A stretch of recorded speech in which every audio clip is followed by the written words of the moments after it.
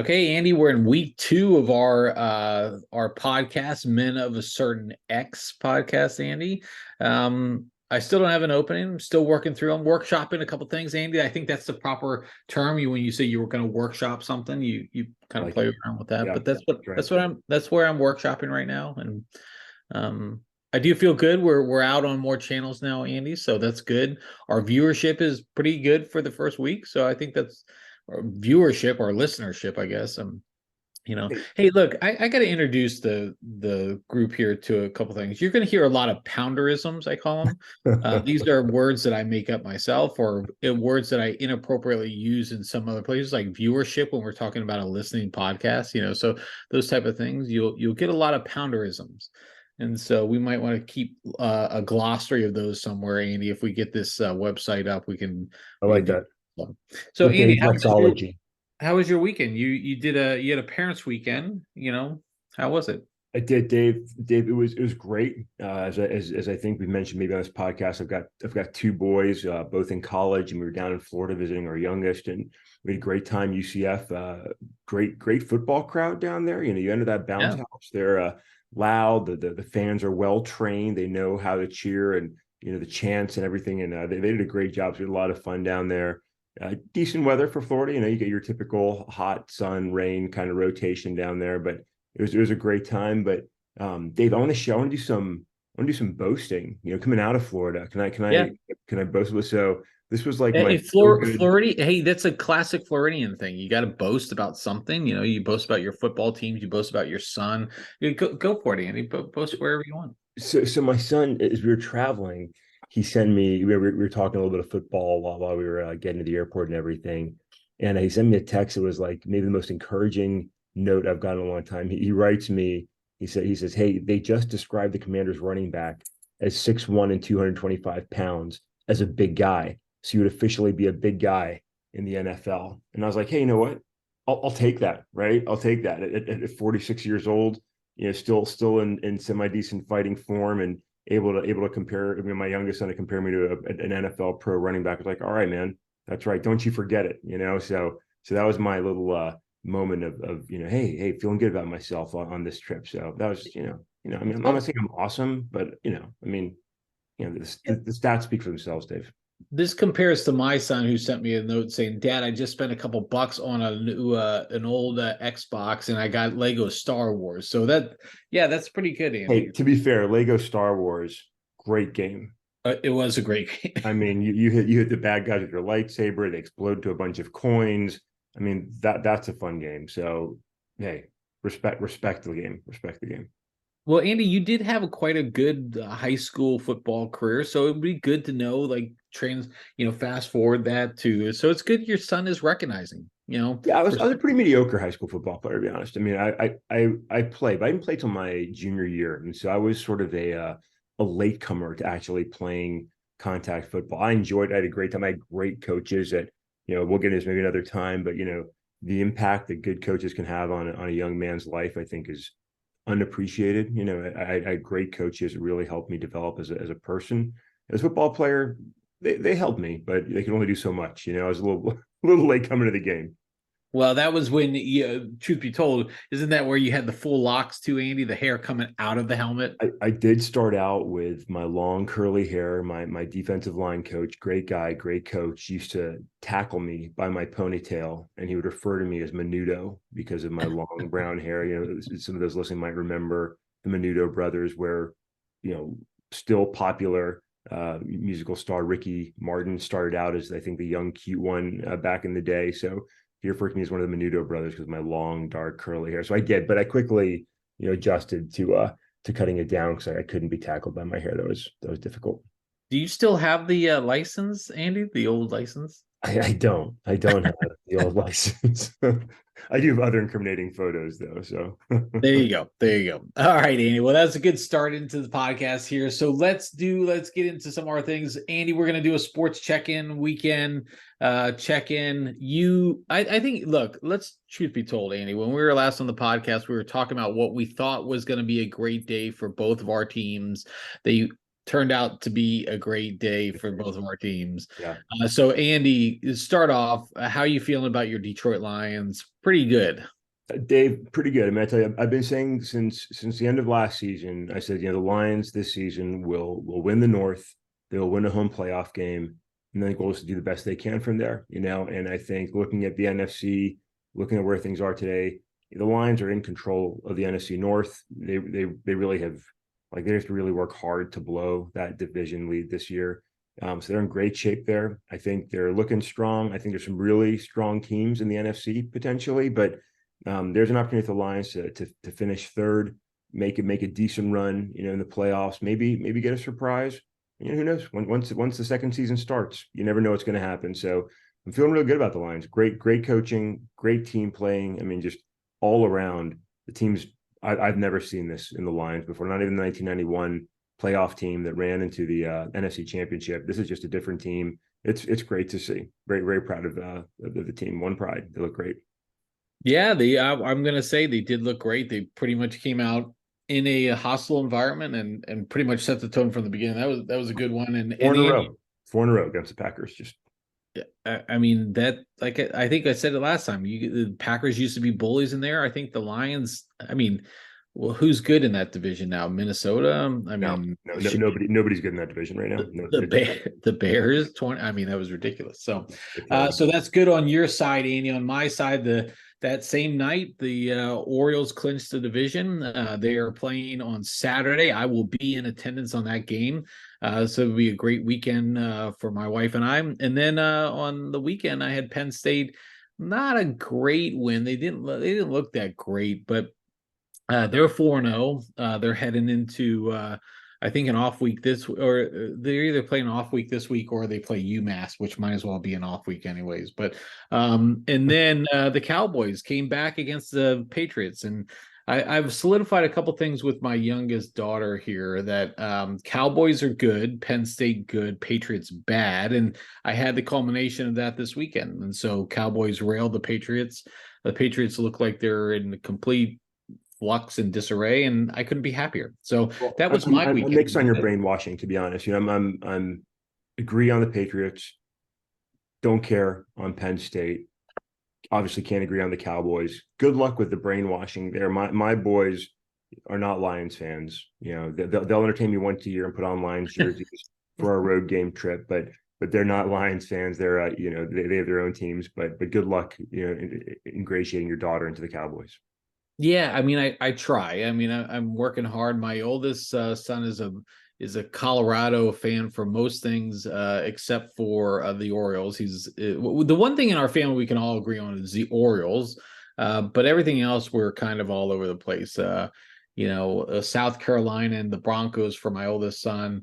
My second son is all over. He's kind of a Cowboys fan, but he's trying to adopt the Jaguars since we lived in Florida for so long.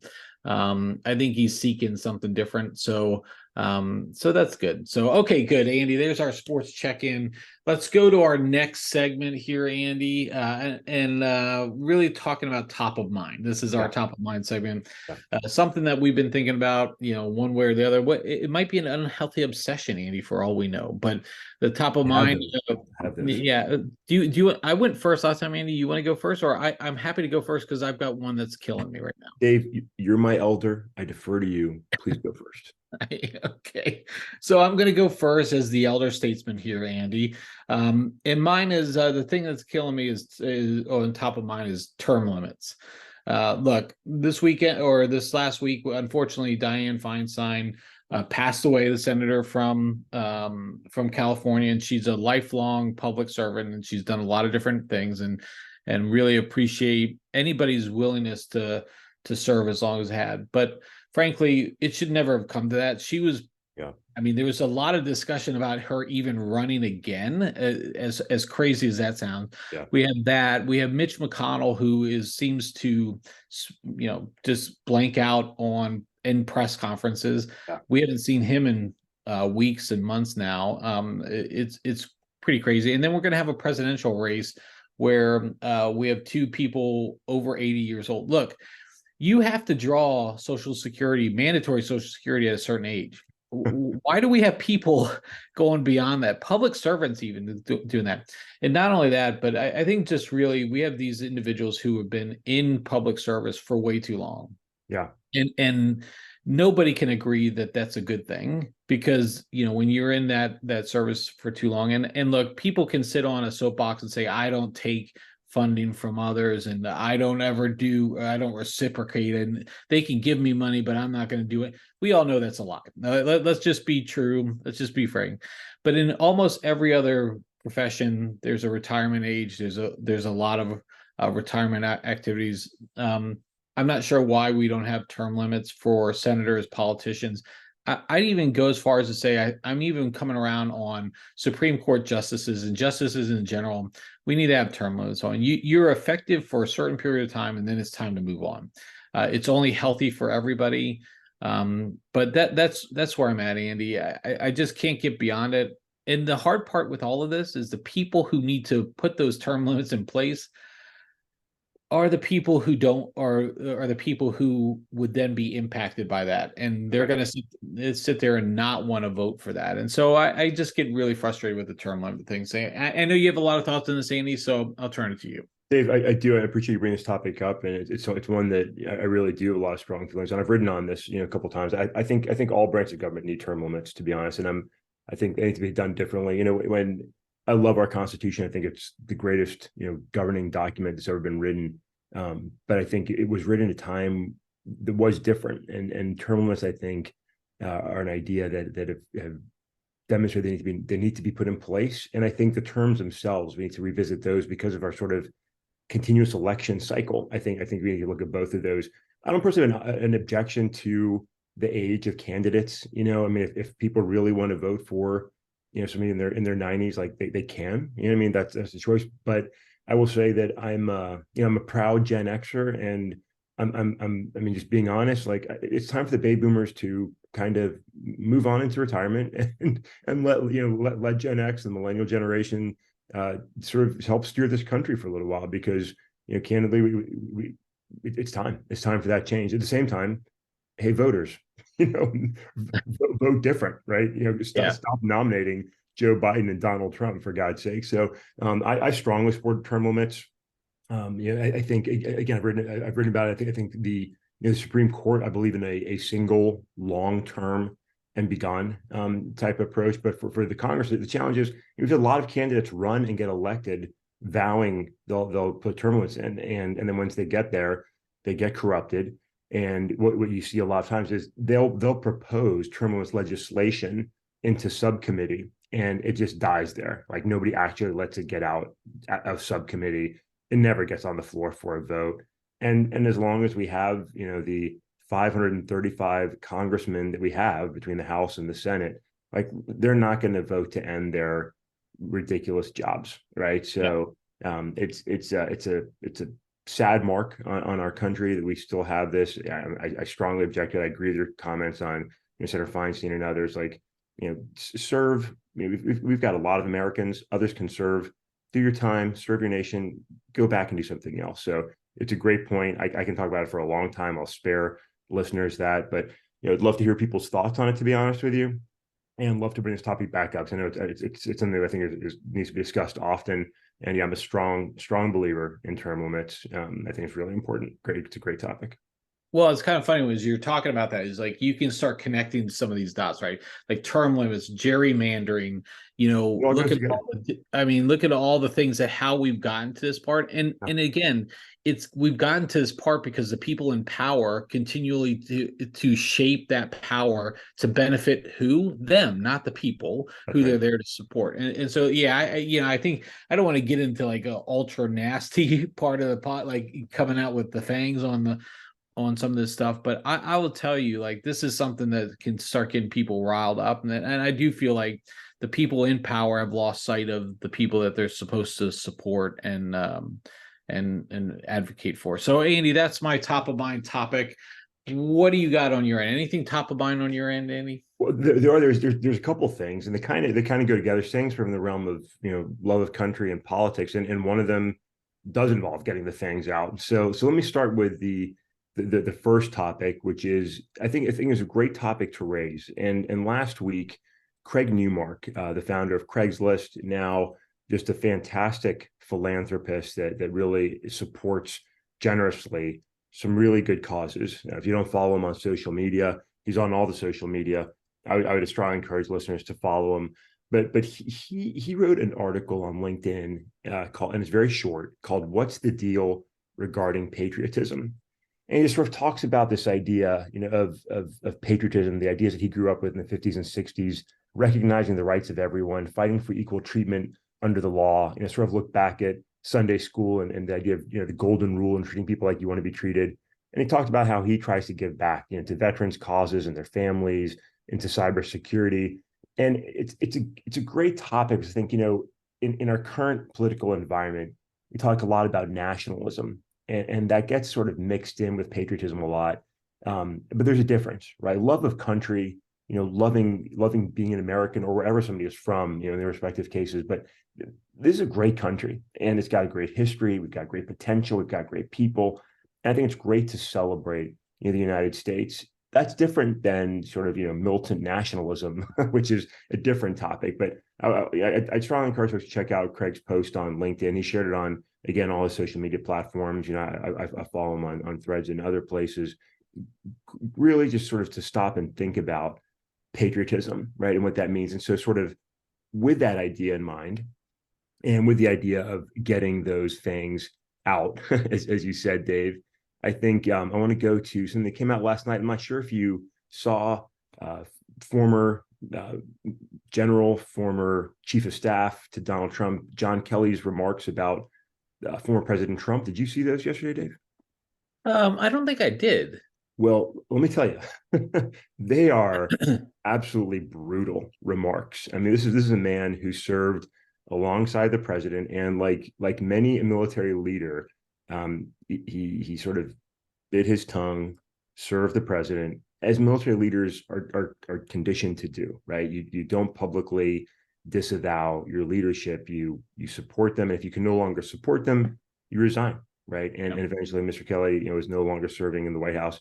Regardless of what your position on, Donald Trump is, regardless of how you vote, these remarks are just absolutely brutal. So I won't read all of them because it's a little bit long, but he starts out, it isn't an exclusive remark he shared with CNN yesterday. And he says, "What can I add that has not already been said?"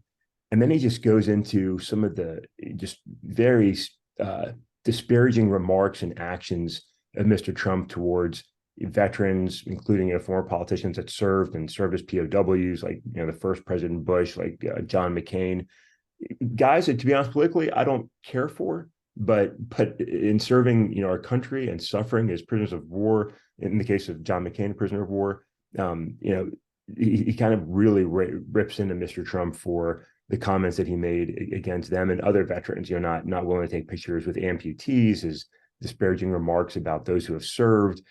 And then he tears into him on his position on unborn life and abortion, on women. He lists minorities, on evangelical Christians, on Jews, on working men and women. He closes saying, "A person that has no idea," speaking about the former president, "what America stands for and has no idea what America is all about. A person who cavalierly suggests that a selfless warrior who has served his country for 40 years in peacetime and warrior should lose his life for treason," referring to the recently retired chairman of the Joint Chiefs of Staff, "an expectation that someone will take action." And that's a pretty bold statement, right? I mean, he's kind of connecting January 6th and other events with Mr. Trump's sort of incitement to action. "A person who admires autocrats and murderous dictators, a person has nothing but contempt for our democratic institutions, our Constitution, and the rule of law. There's nothing more that can be said. God help us." And I was like, wow, like that is really a very powerful indictment from a man that served his country, faithfully in uniform, served alongside the former president, as a civilian. I just think it's worth pausing and reflecting on those remarks, not to cheer or jeer, Mr. Trump, but just sort of think about, who is this person? What is he saying? What's his motivation for saying it? And I think it's just worth thinking about. I've got personal feelings on the former president. I've got my own opinions on Mr. Kelly, but I was sort of thinking about the ideas of patriotism, seeing that statement, and I was like, man, that is a scathing review. Yeah, I think this look, we could probably go into like a 3 hour deep dive just on some of these topics here, Andy, because I think it is again, it's kind of going to this term limit thing. Is some of these things they just start spinning. Like Trump is it could be a direct result of how people's frustration with politics are Oh going, yeah. how people are frustration with term limits, all of these things. That's where you get some of these things, Donald Trump. And then that's how you get people to normalize what his behaviors have been. Oh, he's just fighting back against everything else. I look, my feelings on President Trump aside, like I look, I just don't know how anybody could in good conscience sit there and say that that individual, the former president, is fighting for them and he has disparaged every possible group, and it's for, he thinks about one person, himself. Maybe he thinks about his family a little bit, but really he thinks about himself and the best way to do it himself. And I just can't get behind that anymore. And that's just a ridiculous thing. But I think patriotism too, Andy. I think that's an area that's been co-opted. And I think you'll hear some people, even get, there's some parts of the country where you see people put out flags, and there's people who like, oh, they're a flag waver, they support this, and that's just completely wrong. That's completely out of touch with what's going on. And it kind of touches into your binary discussion last week. It's either good, we're either yes or no, we're for or against it. No, that's not, doesn't have to be that way. And unfortunately, a lot of these things, individuals and groups have co-opted these symbols, these ideas, and tried to make them their own, and therefore give it a bad name. Yeah, we could go on for this for hours, I think, Andy, and I think you and I both have a lot of strong opinions on this. Politics aside, our political views aside, it's just we should have healthy debate about some of these ideas. So, and I think that's what's been missing from our society over the last couple of years. So, well, good, Andy. That's our two check-in, our check-in, and then our top of mind thing. What else do you got, Andy? Any other? I mean, I'm trying to think here through all the things that have been going on the last couple of weeks, and where are you at on a lot of different things nowadays, Andy? So Dave, I want to go into a very different place where I'm at. But first, I'm proud to live in a very good flag waving neighborhood. I think my neighbors and I all have our big American flags out. I actually, the standard sort of American flag is a 3x5 that you purchase for a home.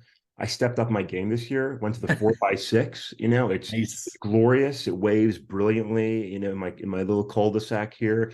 My neighbor across the street was so inspired. Her and her husband came over and they're like, "Hey, where'd you get that flag?" I was like, here you go. It's right on Amazon. Or they got it. We're both, proudly waving our slightly larger flags. Maybe I'm compensating for something. I'm not, I don't know. But regardless, I think we'll come back and talk, these topics again. But hey, I'll tell you what I'm thinking, Dave. I want to get your take on this. So yesterday I was playing some music. I was looking for something else to listen to, and I can't think of anything. I fall back to sometimes older music that I wanted to hear. So I put on an 80s, 90s rock playlist, and that ran its own little path. And I stumbled upon finding that the band Winger has a new album out, released in 2023. What? And I don't know if you know, I was like, really? Like this? Winger. I knew like their first album came out when I was like in maybe middle school. Yeah, that's what I was gonna say. And there's a couple fun songs on there, and that's why I came. But then I saw this came out, and I was like, really? So I listened for a little bit, and I was like, this is like still like it's a very similar sort of big hair, 80s, 90s rock sound. It's not exactly the same. It's changed over time, like all things music do. But I kind of chuckled as I heard it, and I'll be honest, I couldn't get through it. I was never a big fan of the band. And I'm still not, but it was kind of funny to find that song, and that made me start thinking about when those songs came out. I started thinking about MTV, and my question to you is: do you remember either the first like MTV video you saw, or maybe one or two of the first like videos that like really left an impression on you back in the day? Because we grew up when MTV was playing Yeah, music. I mean, music when they videos played music, on. right? Yeah, it was all the time, right? Whether you're listening to the standard daylight hours, or you were staying up and watching Headbangers Ball or whatever it was, like there was music videos, and that's what MTV was all about. So Any of those like jump out at you? Like, oh yeah, I remember when. I was never a huge, MTV family, or like we were like we obviously we got it because cable was around, mid '80s, started to get in, making sure, but I never watched it tremendously. There's always the ones that do stand out, like the Madonna videos were always Yeah, quite provocative. good. Yeah, then you had U2 who did, our favorite group here. U2 did a lot there on that front. Nothing really stands out, I would say, Yeah. but it is funny because I mean MTV, yeah, 20 years ago they had Total Request Live that was still going, and now it's just TV. I mean TV shows or movies or whatnot. Yeah. It's a little crazy. We, What we, about you? we were late coming into the cable game and growing up, so we didn't get cable for a long time. And so when we finally did, I was excited to put MTV on. And I don't know if it was the first video I saw, but it was the first one I think that really made a big impression, which was the Scorpions and Wind of Change. I think the times, I grew up my family always talked politics, international events and stuff, and just sort of with everything happening in the world at the time, and that video coming out, like I still remember running over and like recording it on my VHS tape, so I could Yeah. watch it again. And like I still love that song. I love the sound of that song. So I remember that video, and then I remember a few other videos sort of like jumped out at me over those first few years. I remember Jesus Jones and Right Here, Right Now. Oh yeah, yeah. And then a song that I initially hated, but over time, like a captive prisoner, I grew to love my oppressor. And that was EMF and Unbelievable. Do you remember that song? Oh yeah, I, you're yeah, unbelievable. Yeah. I hated that song when it came out, and then I was like, all of a sudden I'm singing it, and I'm craving it. I love it now, and I hear it, and I love it. And then of course, shortly thereafter, Nirvana came out. I was at my friend's house for a sleepover, and "Smells Like Teen Spirit" came on, and we were just like the three of us, we were staring at the TV, like, holy shit, what did we just hear? And like I was given orders by both my friends. I was leaving. My mom was going to pick me up, and they're like, "Hey, dude, stop by the mall, right? For those in the Northern Virginia area, like you remember this day, stop by Fair Oaks Mall, get us all." I don't remember, to be honest, it was tapes or CDs at the time. I think we were at CDs at that point. They're like, "Get us the album, we'll pay you back." And I was like, "Yeah, I'm on it." And I didn't get it for them, but we still eventually got it. And like that was obviously a game changer. So it's fun to look back some of those early memories. But those aside, I had to report to you about the new Winger album. I know you wanted to get a Winger tattoo. I know you love the album. I wanted you to be able to listen to the new tunes and enjoy it thoroughly.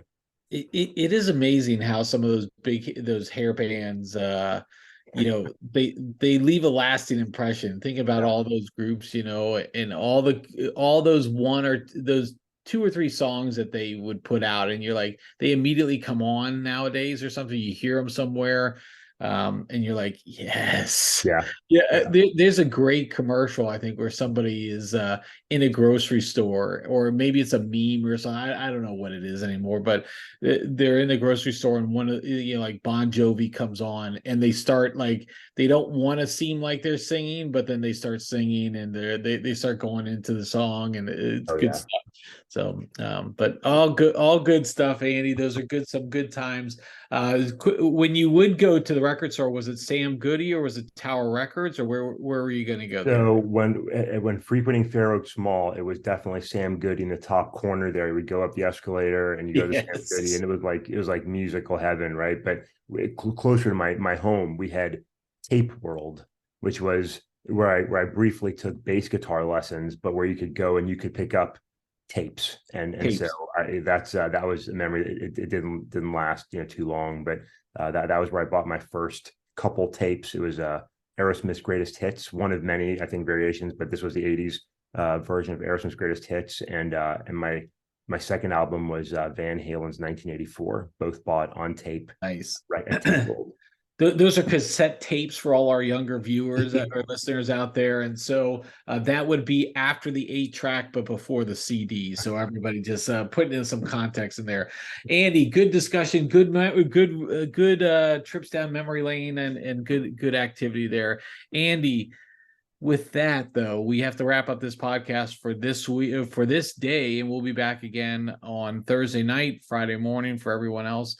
This will be posted out, and we look forward to having you guys come back and join us again for another discussion of around the men of a certain age or certain X podcast. I'll get there, Andy. So, all right, Andy. Any last comments from your side?